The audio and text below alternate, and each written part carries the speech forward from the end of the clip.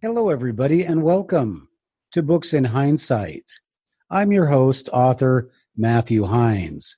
Today we have an amazing guest. We have Irena McCammon Scott. She's the author of Sacred Corridors and UFOs Today.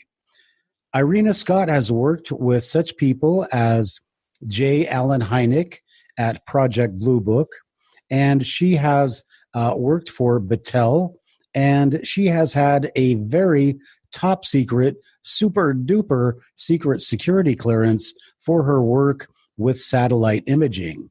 So today is going to be an amazing, amazing show. But before we get started, let's take care of some business. First of all, thank you to all of our subscribers. We are getting more subscribers every day, and that means that people are interested in listening to these amazing authors and purchasing their books. Also, we want to encourage you to support us. We don't monetize and we don't commercialize.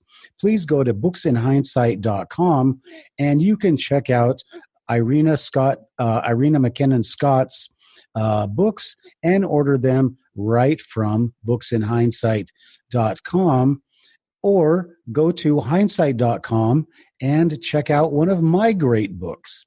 You can do either one, or if you are a fashion maniac, go ahead and check out our t-shirts. We have Born to Read designs, as well as the coveted podcast guest that everybody wants to be on Books in Hindsight. So if you want to support us in those ways, we certainly do appreciate it. Or if you want to just make a monthly contribution on Patreon, go to patreon.com/hindsight. All right then. Well, we need your support for things like this. Coming up next is Irena McCammon Scott. So now let's go to the phone.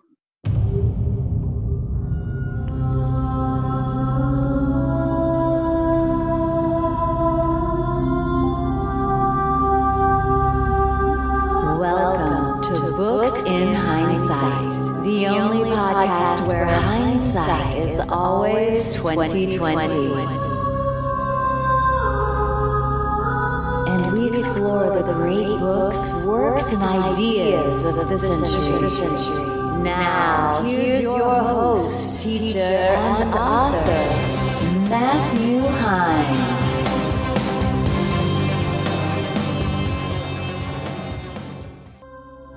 Hello, everybody, and welcome back to Books in Hindsight. As I promised you, I have Irena McCammon Scott. She is the author of Sacred Corridors and UFOs Today. Now, for the next hour or so, this is actually probably going to end up being a 2-hour podcast. We are going to be talking to Irena McCammon Scott about her 2 books, as well as about her experiences with the UFO program. So anything that you might hear about the UFO, I guess you would almost call it a litany anymore, because there's the Roswell, there's the Wright-Patterson, there's metals, there's materials, there's Allen Hynek. She's involved with all of them. So there are few people on this planet that have more, more experience with the actual UFO question than Irena McCammon Scott. So Irena McCammon Scott, welcome to Books in Hindsight. Thank you for having me. It's very nice to be here. Well, it's a real honor for you to come and do the podcast. And let me start off by saying I've had Major Ed Dames on here, and I had to tell him the same thing. Don't give me any information where they have to send out the men in black to hunt me down and rub me out. I just not ready for that kind of stuff. Well, they rubbed me out first, so don't worry about it. No. Oh, great. Well, that's comforting. All right. So Irena McCammon Scott, I just want to start off by saying that we're going to just shorten your name down. I say Irena McCammon Scott because in order to purchase her books, like on Amazon, whatever, you need to actually put in her full name. So it's Irena and McCammon Scott, and it's McCammon Scott. Is that correct? That's correct. All right. I won a spelling bee once, so now you know why. That's very good. All right. And Irena, do you have a website that people can go to while we're doing this interview? Actually, it's a much easier way to order my books. Just say Irena Scott or irenascott.com, and my website, irenascott.com, will show up. And I have the books listed right off first, and all you have to do on the website is click on a book, and it goes right to Amazon.com, so you can order it instantly. Okay, so it's irenascott.com. Uh-huh. Okay, and I believe also I have that. I am so busy, but if you go to my website as well, you'll get the same thing, booksinhindsight.com, and you'll also get affiliate links to Irena Scott's books on Amazon there, and I believe I don't remember if they're also on Kobo and iTunes, but if they are, you can get them on Books in Hindsight and go to her site as well. All right, so Irena, let's start off by just give our audience a little bit of background about you. Let's start off with academically. Okay, academically, my PhD is from the University of Missouri in veterinary medicine, from the School of Veterinary Medicine in physiology. I did postdoctoral work at Cornell University, and I had a professorship at St. Bonaventure University in New York. I've also done research and teaching at the University of Nevada, the Ohio State University Medical School, and I worked in research at Battelle Memorial Institute. I've also, however, worked for the Defense Intelligence Agency, the DIA, and I worked there as a GS-11 with a above top secret clearance in a section for a while called Air Order of Battle, and we were supposed to identify any flying craft over a particular area of the Earth. I also worked for the Aerospace Center in St. Louis. It's no longer there, but as a physical scientist cartographer and in mapping. So those are my academic credentials. I've also worked at the Ohio State University radio telescope, and this was the one where they got the famous WOW signal that's considered so far the only one that might possibly be from space. I've taken flying lessons, and I was a correspondent for Popular Mechanics magazine. I've done a lot of photography as a hobby, and it's been in magazines and TV and different places. And I've also write as a hobby now that I'm retired. And I have these 3 UFO books, and I have a number of other books, and most of my publications have been in the scientific literature. But I've also had written history and in newspapers and magazines. All right. So then I guess the first question we have to ask you is, if you have a background in physiology, how did the U.S. Air Force get interested in you? Oh, they weren't. I had always wanted to be an astronomer, and I majored in it in college. But when I got out, the jobs were male only. Every time I tried to apply, they said, "No, you can't apply. We won't give you an application. You're a female." And so I couldn't get into it. And so the Aerospace Center would hire females, and they were doing mapping, such as of the moon and the planets. And I thought, well, that's close to astronomy. And so I started there, and then went on. And later, after I got my security clearances and everything, went on to the DIA.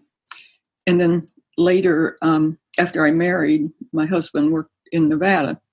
And so we moved out there, and I went later into physiology. So I didn't start out in physiology. Was your husband involved with the Air Force or in the military? He was in the Air Force, and he actually had worked at Area 51 before we got married.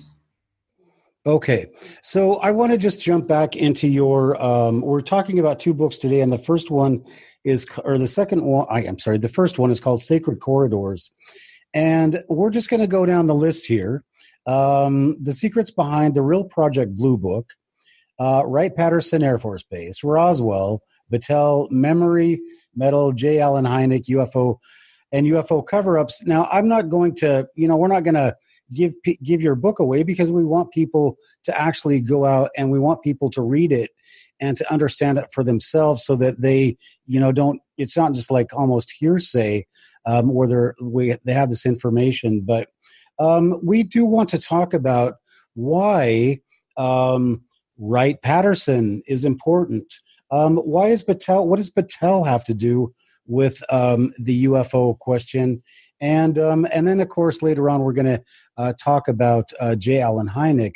But for right now, why did things end up? What is it, Wright-Patterson, that made it so important in the UFO question? The main thing that made it important is that I think it's the largest Air Force base in the country, and it's where the Project Blue Book was carried out. Their office was in Wright-Patterson.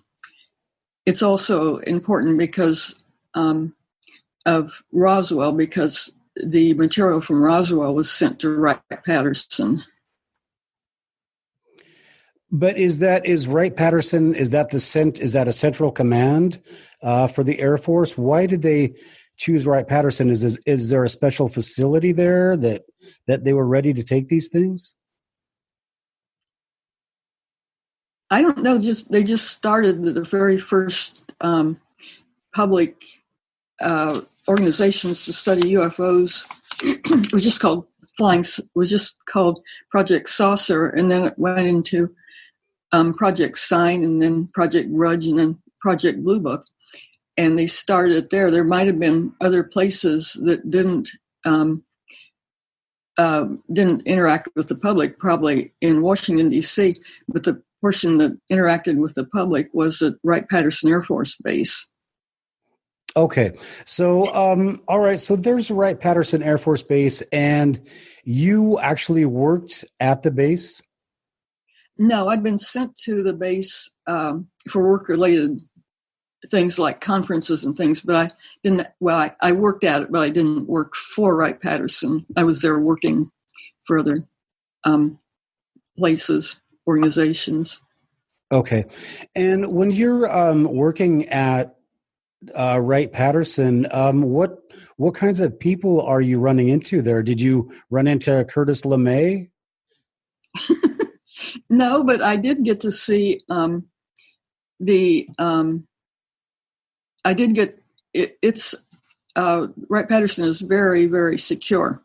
It's surrounded by chain link fences and everything you can think of. So only about 4 or 5 ufologists have been in there. You have to have a pass and everything. Well, I was on base several times. And so I, of course, went around and explored and took pictures and things. And actually, I was in the most secure place ever known by ufologists, and that was called the Blue Room. And I was in there, but I didn't know it at the time. Do you detail the Blue Room in your book? Yes, that's okay, and that's fine. I just want to know if that's in there. If people want to know more, they can go ahead and pick up your book, unless you want to give some details. Well, that's the place that Goldwater was turned down. He asked about it, and LeMay turned him down. and several other people, Hoover, I think, J. Edgar Hoover and other people tried to get in. Well, I don't think it's the same place, but there's a building now that was identified by under a FOIA request that now is the new Blue Room, and I was in that building. And Okay. but I was escorted, so I didn't go see, the things, the mythological things that are said to be there, like the bodies and everything. Right. And just to reference what you're talking about is Barry Goldwater actually asked General LeMay if what's going on at Wright-Patterson, and as a U.S. Senator, I want to come in and see it. And he got very upset and told him, don't ever ask him that again. Any speculation as to why he would get upset and tell him in the vernacular, don't ask me that again? Why would he get upset? I don't know. It's very secure. And actually, LeMay was in Columbus and talked to some people I knew, and I put this in the book too. And he actually did think that UFOs exist. He had you get the impression from that story that he's saying UFOs don't exist or something like that. But from what I found out, he thought they existed. And the reason he was so blatant about saying no probably was because it was highly secured, and maybe he would get in trouble or something. Okay, so let's just talk about then, because I was talking to my wife last night about, people like you have got so much information, and, we don't last forever. And, we got to make sure that the information that you have, that you leave it behind so that, people that come after can benefit from it. And so the things that you've done and the things that you've seen, just having 2 or 3 books is probably not even close to being enough. But it's really nice that, people like you are actually coming out and documenting these things. So let's talk about, because when we are talking about the UFO question, we basically went from, there's a progression of things. And I wrote about this. I have a book called Deceptions of the Ages, and it talks about the UFO cover-up as well. And it went from kind of more of a oddity with Roswell to the merry-go-round in 1952. Can you talk anything about what happened that was different after the Washington merry-go-round of 1952? Did you see any of that? Do you know anything about it? That was when UFOs flew over the White House and the restricted airspace in Washington, D.C. At that time, Project Blue Book was in operation, and they were investigating UFOs from Wright-Patterson, but probably also from the Pentagon and from other places. And at the time, there were a lot of UFO sightings that were on radar. Pilots saw them and everything else. And although people didn't talk about it because everybody said you're crazy, well, even some of the pilots said they saw it. And it was explained by the government as an inversion layer. And I thought that was pretty funny because several years ago, we had an inversion layer here in central Ohio. And it was a bad one. For miles and miles and miles, everything smelled so bad you could barely go out of your house. And I'm sure that was a lot more extreme than they had in Washington, D.C. at that time. But nobody saw UFOs or anything. So I don't think inversion layers caused that. I don't think that was the explanation. And the scientists, like I think his name was James McDonald, and other people said that this wasn't caused by an inversion layer, that something was there. They had jets up flying. And I guess the main thing I investigated personally was the family of one of the people that flew on the jets that was supposed to reconnoiter or investigate the UFOs over Washington. Well, they said that the government told them that they were, I think they said it was, I forget. I think they said it was Russian or something, that it wasn't UFOs. And so they didn't know what they were looking for. Okay, so at the conclusion of the Washington merry-go-round of 1952, also that same year there was the USS Franklin Roosevelt.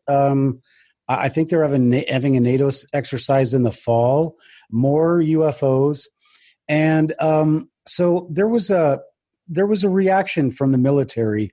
And can you talk about that reaction of the military in regards to how the public was to be treated? Do you know anything that was talked about behind closed doors?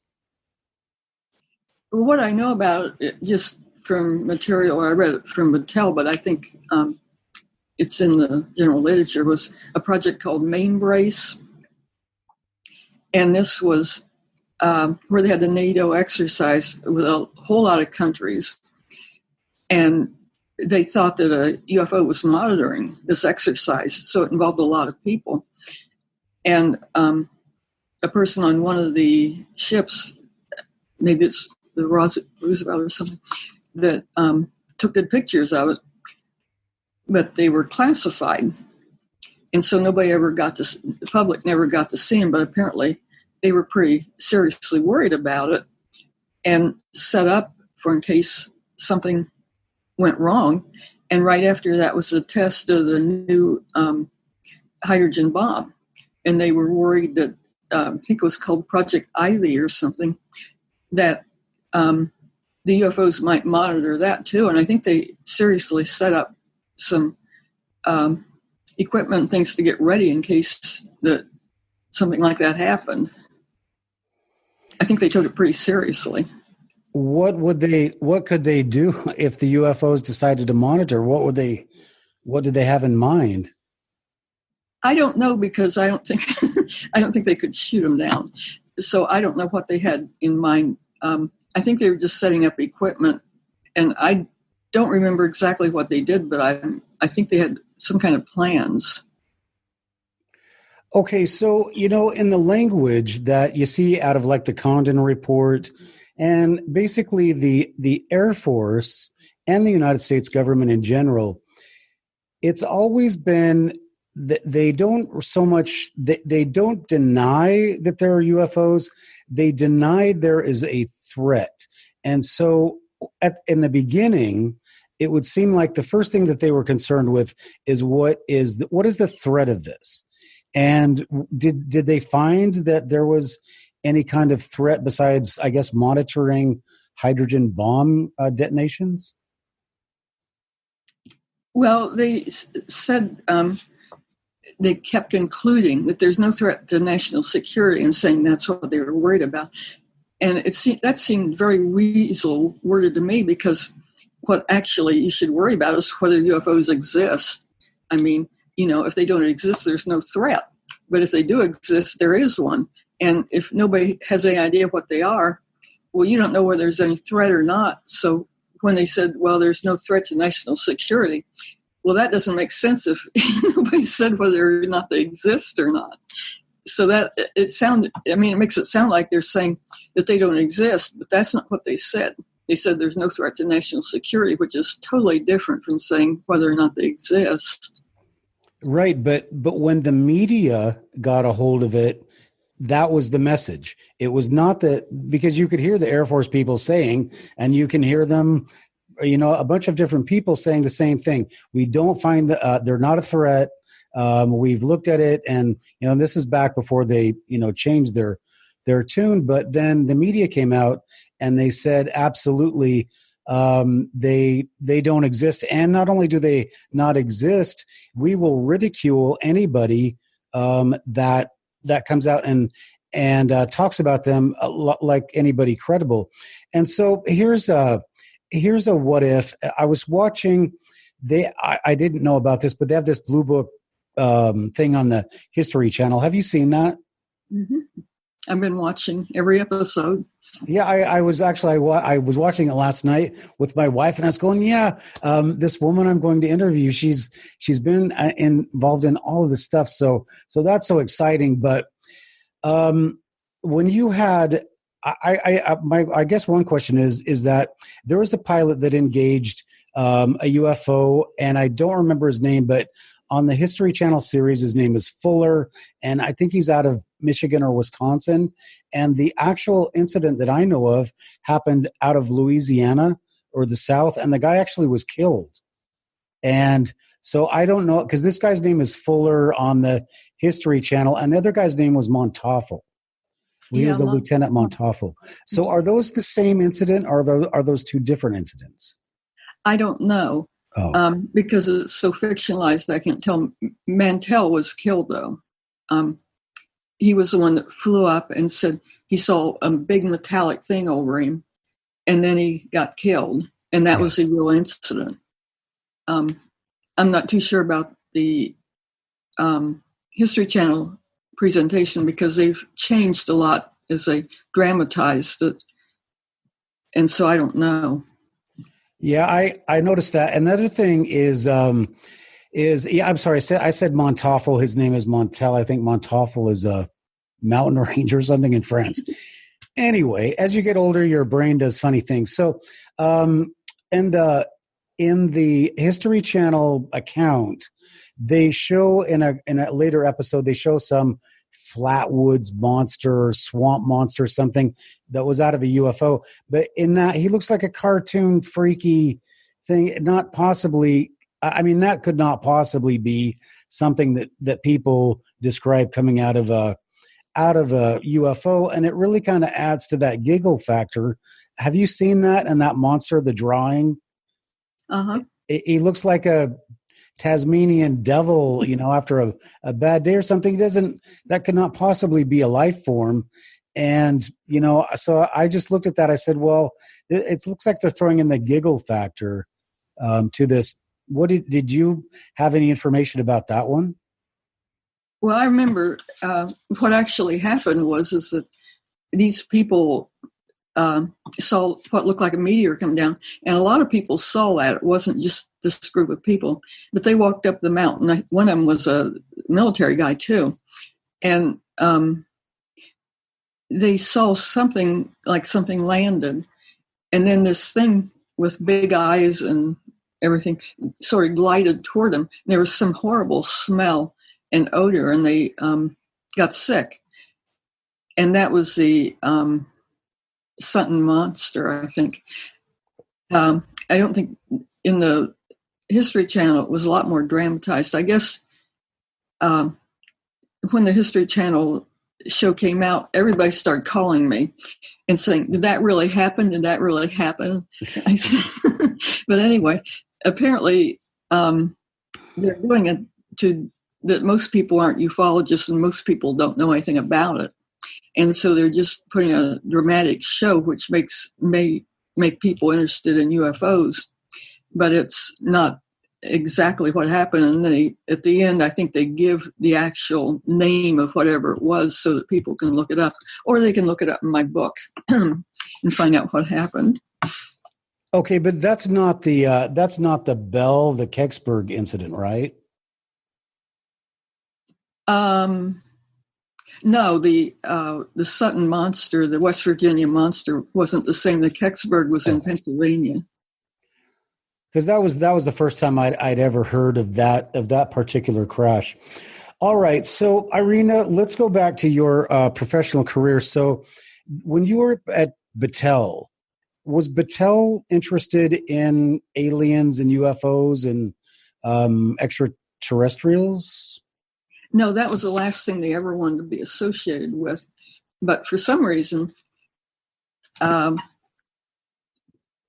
Wright-Patterson was doing this study of UFOs, the Project Blue Book and everything, and they were collecting data, and that's like what the TV show is. So, it shows Dr. Hynek going out and collecting all this data and interviewing people.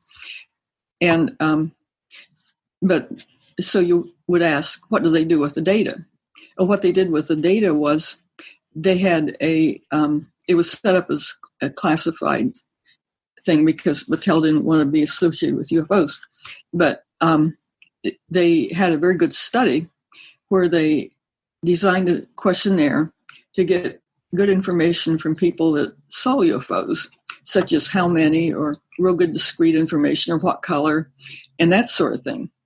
And the questionnaire was such that they could put it in a computer and analyze the data. And that's what Battelle did. And Battelle did a really good study. And the study showed that basically with one chance out of a billion, less than that UFOs are real. It was a statistical study. And so that's how Battelle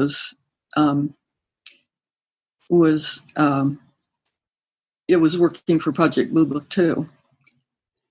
Okay, but going into, so let's, I forgot to ask the question I was trying to get at. Going back to this pilot,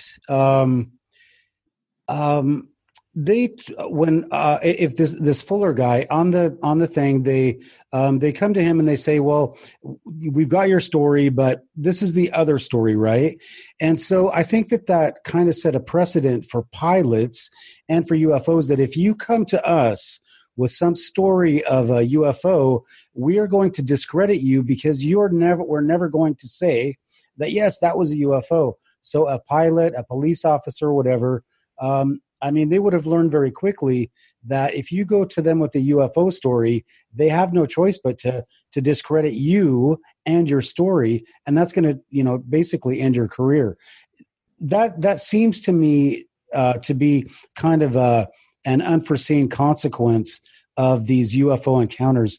Do you agree with that was kind of what the precedent was back when these guys first started engaging these things, is they told them, you didn't see a UFO and you can't talk about it, and if you do, you can stop flying?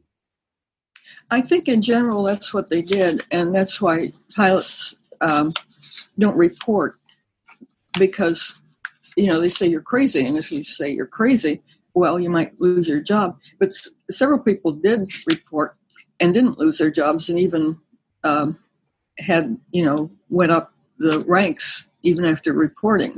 So that didn't always happen, but in some cases they really discouraged people that made really good reports.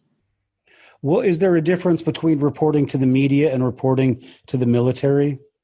The people that you say went up in rank, did they publicly go out and say that they've encountered UFOs? Yes, there was an example in 1973 called the Coin helicopter event over Ohio. And this was when a military helicopter was going to Cleveland. And they had a UFO encounter. And the pilots tried to radio, and the radio didn't work. And they had a close encounter where the UFO was right over the helicopter and apparently shone a beam of light into the cockpit, and the cockpit turned green, and their compass whirled around and things, and they made they were about to crash because they were trying to avoid it, and then suddenly they came up, but they didn't even know that they came up, and then with a bump, and then the object flew away, and they were able to then use their radio. And when they landed, they reported it, and it didn't do anything to damage their careers. Okay, and I also, one of the astronauts, name slips me right now, but he always talked about Gordon Cooper. He talked about UFO landing.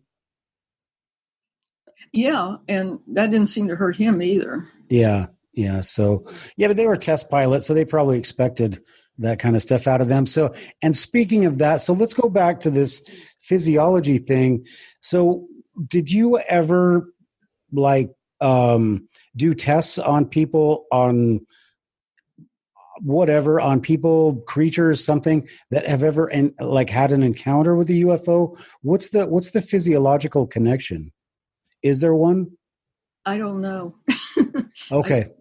But you never actually, had to diagnose anybody or that has had an encounter for radiation levels or anything? No, I got my PhD from a veterinary school, and I worked mainly with research on animals. Okay. So, well, yeah, there's not, I had a guest yesterday and we could talk about how, well, there's not much difference between the two. So, all right, Irena. So you have this background, and I want to know, where does the Air Force get interested in you, and how do you get into this program?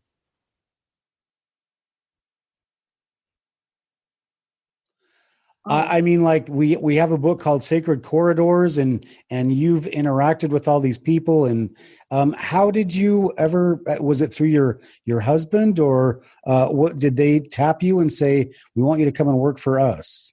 Oh no, you said to start with that I worked for Project Blue Book, and I never worked for Project Blue Book. I worked in the places where it took place, and I knew a number of people and talked to people that worked for Project Blue Book, but I never did. Okay. Well, thank you for clearing that up. I'm sorry, I can't. No, I know it's all right. There's so much, when you do these podcasts, I have people like you have so much information about them. And so you have to pick and choose what is going to be important and what is not. So, okay. So, but you worked around the people in Project Blue Book, and you worked around Dr. Hynek, yes? I've talked to him. I don't know him well, but I was able to use his personal letters in my book, which I was very happy about. Okay. So just to remind people, the book we're talking about right now, and we'll be talking about her next book in a little while, but the book we're talking about now is Sacred Corridors. And this is the secrets behind the real Project Blue Book, Wright-Patterson, and the whole litany of the UFO question. So, all right. So, Irena, why would you be motivated to write a book like this?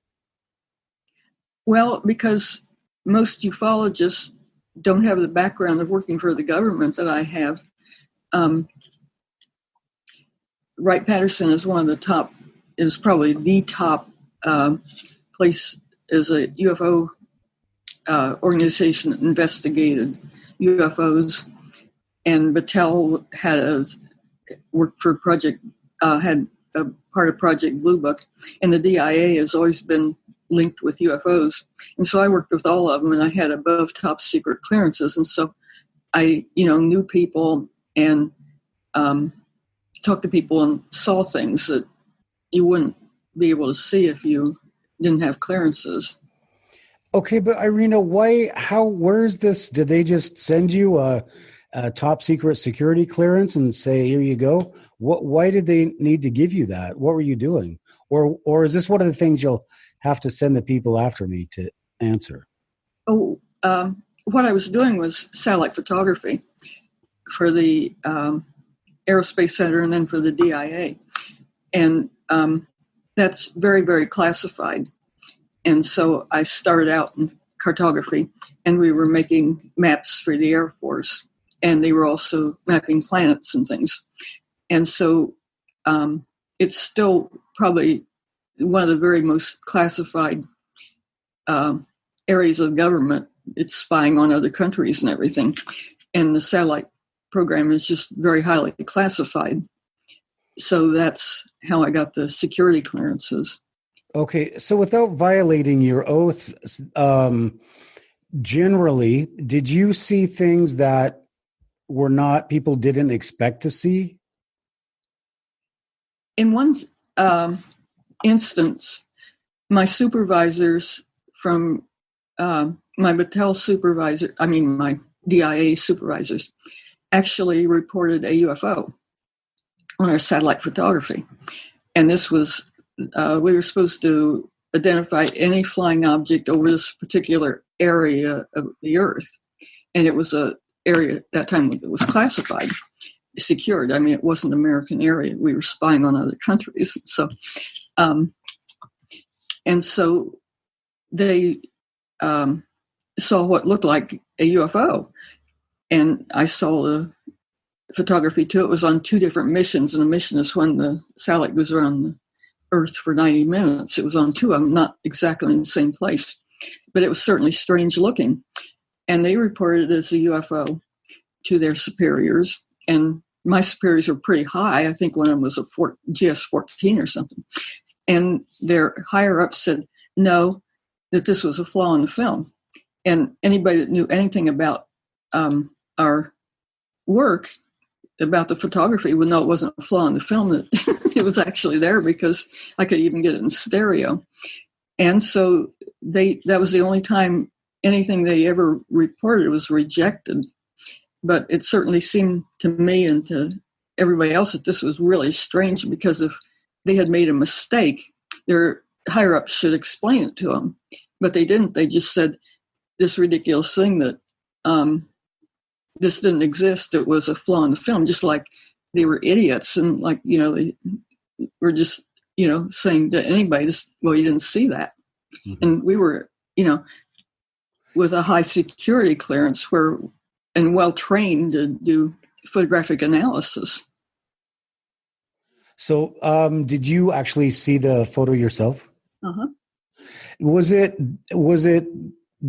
distinguishable by the size or just the shape? Because what stood out about it that made you think it was a UFO? It was over water, and it wasn't in the same place both times. It was close, and it was shaped. It was round and had a big dome on it, and nobody had ever seen anything like that around there ever before. There was no history of anything like that, and it looked like an airplane surface, but it didn't look like anything anybody had seen before. Okay, and there was only one incident like that, or were there many others that you know of? There was one. Okay. And do you think that there's a possibility that after they found the one, they developed a technique to, so that they didn't have so many people looking at UFOs, where they could compartmentalize the initial photos? I imagine that probably there was some place higher up that knew about UFOs, and probably they're always talking about the airplanes chasing them and things. Well, with the satellite photography, they can photograph from up above, and I imagine there's other instances of that they keep track of someplace. Yeah, but that was, so just so people understand, you're working for DIA, and other people take pictures. The NASA takes pictures, the CIA takes pictures. So they all could have different stories, and they could also have many more photos than what you guys may have had access to. So what is on your security level, how much higher does it go? I mean, were you at the very top? I don't know. I had above secret code word clearance. I think it's called the secure compartmentalized information or something now. But you just, for your particular code word, it's just for what that code word is for.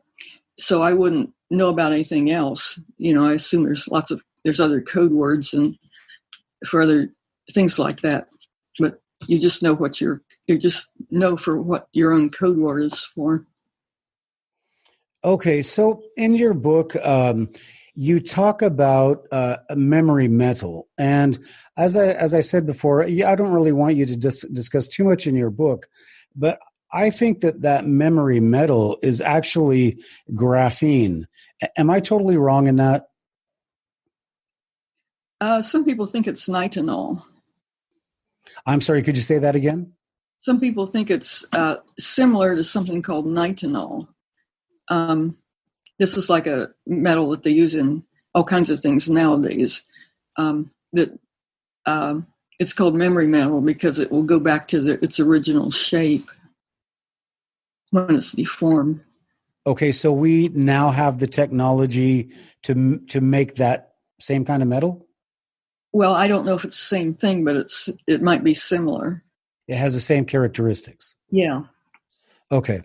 And what is your opinion of Corsi and the day after Roswell. Is there anything to that?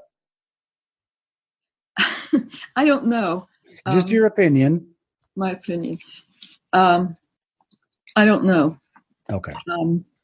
That's a good scientific opinion to have. You don't hear that a lot these days. Okay. Now, what year did you publish Sacred Corridors? This year. It came out just at the beginning of this year. I think it was, I didn't know when it came out. I think it was the very last day of week of 1918. Oh, okay. So was there any backlash? Did anybody call you and say you need to keep your mouth shut about this stuff, or was there the opposite reaction? No. People were interested, and I've never put anything that's public. It's secured in any of my books, but I've talked about general things. And with the Sacred Corridors, I had a lot of Battelle had done this study under Project Blue Book, and then they had later studied the study, and so I had a lot of notes from that. But nobody had said they were classified or anything. Somebody just gave them to me. Different people gave them to me, and I interviewed people that worked for Project Blue Book. Okay, so what is, just briefly, what is Battelle's involvement? Because, like you said, you were just doing, they were collecting statistics. And from what I understand of Battelle, we have Battelle Northwest up here, and they monitor the Puget Sound, and they compile statistics. So I don't understand what the correlation between, your Project Blue Book and Battelle is. Can you explain that a little bit? Well, Battelle very definitely had a part of Project Blue Book working there. And it's hard to say because the part of Project Blue Book that they wanted done was analysis of the investigations of UFOs. And so what they needed to do was to make a questionnaire, and that would have involved psychologists and things like that to study how people perceive things and how to get the most information from their observations. It also required statisticians, but that isn't what they used at Battelle. Who did the work at Battelle was metallurgists, and that's why it's kind of mysterious as why did they use metallurgists at Battelle. I mean, they did use statisticians and psychologists, but the main study was metallurgists. And so the question is, did they get metal or some kind of debris sent to Battelle too? And well, they're also, they could also, and that was what I was going to ask you is, did you see the questionnaires that they were sending out? Yeah, I think it's pretty much the same questionnaires they use now. I think it's, I don't think they've changed the questionnaire much since they first developed the questionnaire. I mean, different groups have their own questionnaire, but it's basically pretty much the same as what the first one, I think. Okay. And I guess this is a great time to just add that Irena is also one of the directors, or has been a director for MUFON. So she is definitely well-versed in collecting information about UFOs. But when we're talking about Battelle and they collect statistics, did they ask about the physical shape of a craft? Did they ask people did it shine? How much did it seem to weigh? Did it make any noise? Those are all things that a metallurgist could make deductions from, right? Yeah, they asked. They developed a questionnaire to try to get real discrete answers.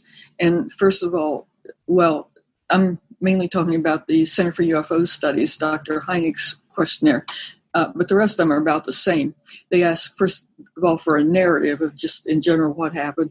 Then they ask specific questions, such as one of the main ones they ask is, if you held up a dime or a quarter, how much would it cover? And that's to get the apparent diameter of the object, so that you know if you had good data, you could calculate its size, which you usually don't have, and to guess how far it is away from you and how high it is and how long did you see it and did you see more than one and what color and that sort of thing that are pretty discrete and not something you would that would be subject to opinion. Okay. You know, in the book that I wrote about this, I noticed that after the Washington merry-go-round we were talking about, the UFO, the CIA, and I also, my book is about the connections with the Freemasons and the UFO cover-up. And you might want to look into that yourself because they had to choose people that could keep secrets, right? That were used to keeping secrets. But after the merry-go-round, prior to the Condon Report, there was two kind of ways of thinking. Number one is we need to basically screw anybody who talks about seeing a UFO. We're going to damage them. We're going to talk about them psychologically. But on the other hand, they were collecting data. And the Air Force had a special unit to collect data. And I'm sure you know about that, and maybe Dr. Hynek was part of that, but they went around and picked up the UFOs and stuff. So that is kind of where it went after the merry-go-round in 1952. Is number one, attack them psychologically for talking about it, and number two, grab the evidence wherever you can find it. That's pretty much correct, isn't it? Mysteriously enough, yeah, but who knows why? I mean, at the time, it was a Cold War, and if they wanted to look like they had a lot more military equipment and things, technology, than the other countries, and so they probably wanted to impress Russia and make it sound like, well, they had, they may have had captured UFOs and know how to fly UFOs or things like that, which would sound real impressive. So you don't have any insight into people's motivations for keeping the thing covered up? Well, it's hard to understand now because it's many years later. I think at first they thought that it was the theory that UFOs were Russian or something. And so they were covering up what they knew about them. But it's hard to say now why they do that, but they still are doing it. Unless there's something that maybe UFOs are holding something over people in the government some way to not say something or something like that. Right. And that opens up that whole can of worms because, and we can't really go there because you're a scientist. And if you want to talk about, they made a deal with Eisenhower and they couldn't talk about things and they made an exchange for technology, we don't have that information that we can talk about. So I appreciate you pointing that out. And really all we can do is speculate about that kind of stuff. And if we're just going to speculate, then I think common sense would be the best rule. And it seems to me that number one, guard the technology because you can make money off of technology. Number two, technology historically will put you ahead of your enemies. And number three, and this is my opinion, is that we're going to develop the technology so we can do the things that those people or those beings are doing. That's what I think. And that seems to be common sense. It's about money, it's about power, and ultimately it's about defense. So that's the common sense approach to what I take. Do you agree with that, or is it just too far out there? Well, I think that might be the human view, but with the UFOs, you just don't, my opinion is you just don't know what they are. You don't even know if they're technological or something else. We may be like little ants, trying to understand a television or something. And, we may not even be able to approach what is going on, but maybe the government wants to, I mean, I'm sure they have, better photography and everything else than regular people, but they still may not know what's going on. Yeah, that's a very good point. So let's we're gonna kind of we've done about an hour of the interview, and I want to I'm going to split this up into two parts. So this will actually we'll conclude one interview now, and if you're watching, please go ahead and check out the second part of this interview with Irene McCammon Scott. Now, Irene, let's see. Again, let's just remind people your website is irenascott.com, correct? Irena, I-R-E-N-A, irenascott.com. irenascott.com, I'm sorry. After an hour, it starts to go. Okay, so in the first hour, we talked briefly about, we understand you did not work for Project Blue Book, but you worked for the DIA and you had association with Battelle and somewhat with Dr. Hynek. And so I want to ask you now, we talked about that History Channel show, and Dr. Hynek is going out with his Air Force dude, and they're investigating these reported crafts. Did Dr. Hynek actually leave the office and go check these things out? Yeah, I don't think he did the dramatic things of having an airplane wreck and things like that and all of that. But he was a very dedicated person. He started out as a debunker who, if they wanted to say UFOs are nothing, you're seeing things, well, they just rolled Dr. Hynek out and he debunked and said, oh, you didn't see anything, And then he began to study it in more detail, and he was a very honest person and scientific. And later he became probably, one of the greatest proponents of UFOs. So he went through a big change as he continued in his position. And then when he left the military and probably wasn't under their thumb, well, then he started his own UFO organization. Did he start MUFON? He started the Center for UFO Studies. Okay.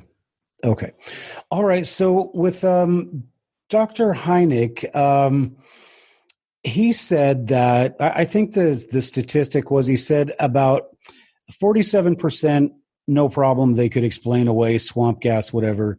He said about maybe 40%, 30% that they had a really hard time explaining away.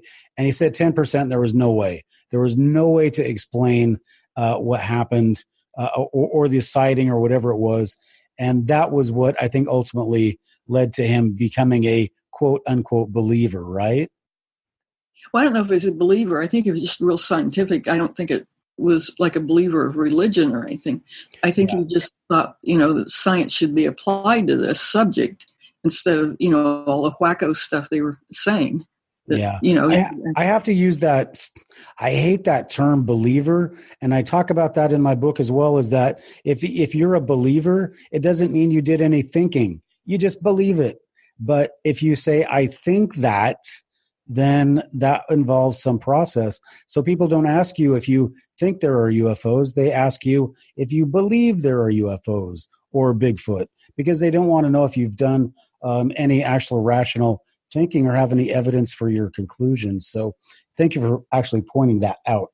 All right. Now, 1947, a UFO supposedly crashed in Roswell, and we have this evolution, this chronology of, like, we had the merry-go-round, we had the Condon Report, and then in the 80s, video cameras came out, and suddenly, and also the Roswell, I think the agreement thing where they could kill you for talking about it, Marcel published, and suddenly there's video cameras reporting and recording UFOs all around the world.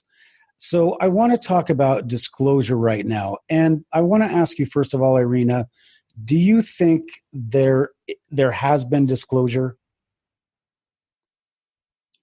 Well, they published all the information from Blue Book and things like that, so that people can judge for themselves. But they're saying that even though they've published this, they're still saying UFOs don't exist, but you can read the actual reports on your own and decide on your own on that when they have given the information. But well, okay, so let's go back to all the way back to our Washington merry-go-round, and one of the things that they were afraid of is a mass panic. And do you think that there was an evolution of thinking within the government that if we tell everybody about it, the guys that, people just don't, it's not really going to affect people's lives. So if people are interested in it, we'll talk about it, sure.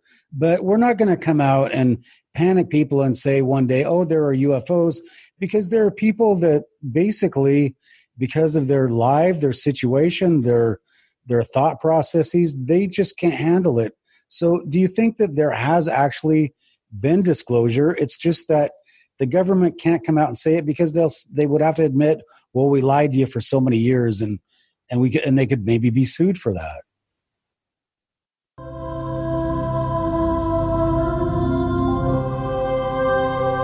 This has been Books in Hindsight with your host, Matthew Heinz. Please join us for our next podcast and look for our archives on iTunes and go to theheinessight.com. That's HEINES site.com for great books by Matthew Heinz and other great authors.